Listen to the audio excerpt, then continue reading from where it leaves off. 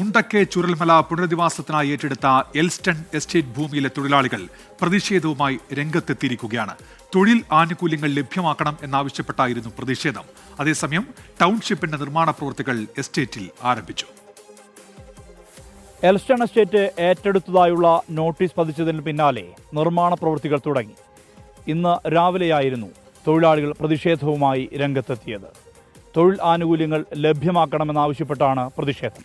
ഇത്രയും കാലം ഇവിടെ ജീവിച്ച് ഇവിടെ പണിയെടുത്ത് ഇനിയും ഞങ്ങൾക്ക് 8-10 വർഷം ഇവിടെ പണിയെടുക്കാനുള്ള ഞങ്ങൾ മണ്ണ് പോയി, ജോലി പോയി, ഞങ്ങൾ ആനുകൂല്യങ്ങളും ഇല്ല.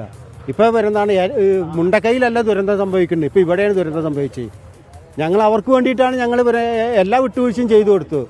പക്ഷെ ഇപ്പം ഞങ്ങളെ ദുരന്തത്തിലാക്കുക ഇതിന് 38 കൊല്ലമായി പണിയെടുക്കുന്നത്, ഒരു ആനുകൂല്യം ഇതുവരെ കിട്ടിയിട്ടില്ല.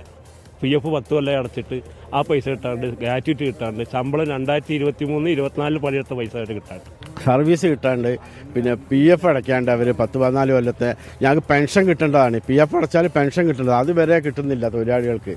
പിന്നെ 10 മാസം ശമ്പളം കിട്ടാണ്ട്. അർഹമായ തൊഴിലാനുകൂല്യങ്ങളൊന്നും എൽസ്റ്റൺ എസ്റ്റേറ്റിലെ തൊഴിലാളികൾക്ക് മാനേജ്മെന്റ് നൽകിയിട്ടില്ല. ഭൂമി ഏറ്റെടുക്കൽ പൂർത്തിയായതോടെ ഇവരുടെ ആനുകൂല്യങ്ങളുടെ കാര്യത്തിൽ വ്യക്തതയുമില്ല. ഈ സാഹചര്യത്തിലായിരുന്നു പ്രതിഷേധം. ഇത് എത്ര മാസങ്ങളായി തൊഴിലാളികൾ പട്ടിണി നടക്കുന്നത്? ഇത് ഗവൺമെന്റിന് അറിയില്ലേ? ജില്ലാ ഭരണകൂടത്തിന് അറിയില്ലേ?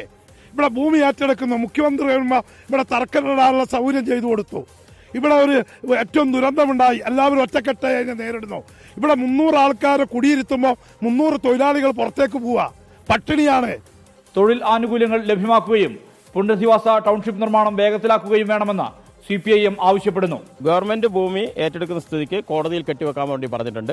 എല്ലാ തൊഴിലാളി സംഘങ്ങളിലും യോഗം ചേർന്ന് തൊഴിലാളികളുടെ പ്രശ്നങ്ങളും കൂടി പരിഹരിക്കണമെന്ന് ആവശ്യം ഉന്നയിച്ചിട്ടുണ്ട്. കോടതിയെ അത് അറിയിക്കാൻ തീരുമാനിച്ചിട്ടുണ്ട്. ലേബർ കമ്മീഷണറുമായി സംയുക്ത ട്രേഡ് യൂണിയൻ നടത്തിയ ചർച്ചയിൽ തൊഴിൽ ആനുകൂല്യങ്ങൾ ലഭ്യമാക്കുമെന്ന് ഉറപ്പു നൽകിയിരുന്നു. ഇത് പാലിക്കപ്പെട്ടിട്ടില്ല എന്നാണ് ആക്ഷേപം. അതേസമയം എൽസ്റ്റൺ എസ്റ്റേറ്റ് കേസിൽ സംസ്ഥാനം സുപ്രീം കോടതിയിൽ തടസ്സ ഹർജി ഫയൽ ചെയ്തു.